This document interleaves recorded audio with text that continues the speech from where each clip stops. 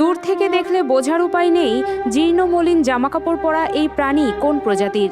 কাছে গেলে দেখা যায় শিকলে বাঁধা উস্কো খুস্কো চুলের এক নারীকে। বছরের পর বছর অবহেলায় অযত্নে মানুষ থেকে যেন রূপান্তরিত হচ্ছে ভিন্ন কোনো প্রাণীতে।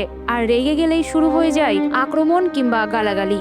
এই পুকুর পাড়েই বেঁধে রাখা হয় তাকে। যে ওরে হঠাৎ করে মানে এমন আছে একটা মানুষ গেল থাবা দিকে তৈরি বহে না কেন একটা থাপস করে দিয়ে হলে কখনো প্রচন্ড রোদ, কখনো ঝড় বৃষ্টি, সবকিছুর মাঝেই বছরের পর বছর কাটছে তার শিকলবন্দি জীবন। এখন বয়স প্রায় 40 বছর। মানসিক অসুস্থতা, দারিদ্র্য আর অবহেলার নির্মম বাস্তবতায় মাদারীপুরের সেই নারীর জীবন থমকে আছে শিকলের বন্ধনে। একসময় স্কুলে যাওয়া বনলতা হালদার এখন দিনের পর দিন কাটান পুকুর পাড়ের একটি গাছের সঙ্গে শিকলে বাঁধা অবস্থায়। মাদারীপুরের ডাসার উপজেলার নবগ্রাম ইউনিয়নের নয়াকান্দি গ্রামে বনলতার বসবাস। পরিবার ও স্থানীয় সূত্র জানায়, ছোটবেলায় বনলতা স্বাভাবিক ছিলেন, পড়ালেখাতেও ছিলেন মনোযোগী। অষ্টম শ্রেণীতে পড়ার সময় তার আচরণে পরিবর্তন দেখা যায়। ধীরে ধীরে মানসিক ভারসাম্য হারিয়ে ফেলেন তিনি।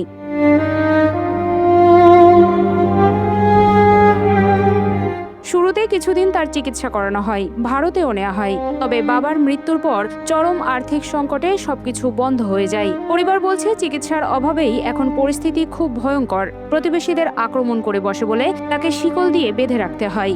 ওই যে পড়াশোনা করতো সেই সময় হঠাৎ করে তারপর মাথা জানি কেমন হয়ে গেছে, সেখান থেকে আর কিছুই করতে পারে না। আর আর্থিক সমস্যা বাবার তেমন কিছু নাই, এই জন্য আর কি দেখাইতে পারে নাই, এইভাবে শিকল দিয়ে বেঁধে রাখা হয়। অনেক সময় মেধাবী ছাত্রীও কিন্তু অনেক ভালো ছিল, 10 পর্যন্ত পড়াশোনা করছে। পরিবারের ভাষ্যমতে অসুস্থতার কারণে বনলতা কখনো চিৎকার করেন, কখনো মানুষকে গালিগালাজ করেন, কখনো আক্রমণ করে বসেন।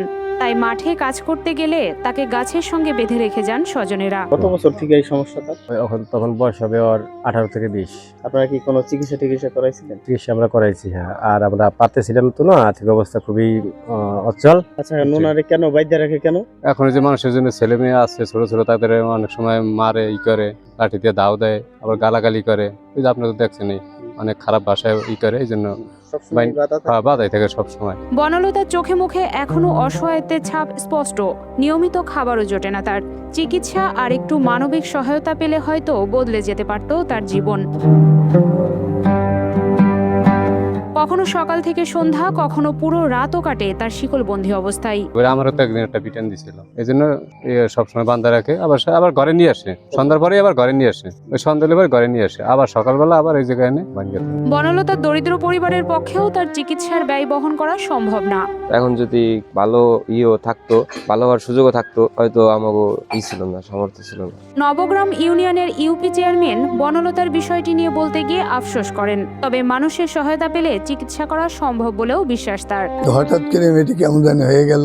দীর্ঘদিন যাবৎ সে বাড়িতে বসে থাকে, তার শারীরিক অবস্থা ভালো না, তাকে শিকল দিয়ে বেঁধে রাখতে হয় এবং পারিবারিক ভাই ব্রাদার চিকিৎসা দিয়ে করাইছে, কিন্তু আসলে ভালো কোনো পরিবর্তন হয়নি। এখন তাকে চিকিৎসা করার মতো সামর্থ্য ওদের নেই, তাই মানবতার জীবনযাপন কাটাইতেছে। আমরা আমাদের ইউনিয়ন পরিষদের পক্ষ থেকে তাকে প্রতিবন্ধী ভাতার ব্যবস্থা করে দিয়েছি। ওইটাই তার একটা সম্বল, এবং তার 2 ভাই, তার মা, কিছুদিন আগে তার বাবা মারা গেছেন। তারপরে থেকে ওর প্রতি ওদের যতটা সহানুভূতিশীল হওয়া দরকার বা চিকিৎসার ব্যবস্থা করতে, আসলে ওরা আর্থিকভাবে পারতেছে না। তাই আপনাদের মাধ্যমে আমি চাই যে ওর জন্য একটি ভবিষ্যৎ বা ওর চিকিৎসার সুব্যবস্থা করা যায় কিনা।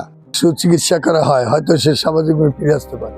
মাদারীপুরের ইউএনও বনলতার কথা জানতে পেরে সাহায্যের আশ্বাস দিয়েছেন। তবে সহযোগিতার আশ্বাসের চেয়ে বাস্তবায়ন জরুরি বলে মনে করেন স্থানীয়রা। আমাদের ডাসার উপজেলার নবগ্রাম ইউনিয়নে বনলতা নামের একজন মেয়ে, সে মানসিক ভারসাম্যহীন অবস্থায়, শিকলবন্দি অবস্থায় আছে, এটি আমি জানতে পারলাম। তো আমি খোঁজ নিয়ে জানলাম যে সমাজসেবা অধিদপ্তর থেকে তাকে একটি প্রতিবন্ধী ভাতার কার্ড করে দেওয়া হয়েছে, কিন্তু তার আসলে চিকিৎসার প্রয়োজন।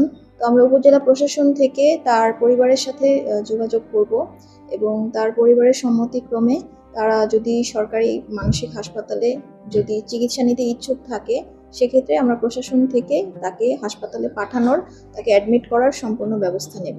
ধন্যবাদ।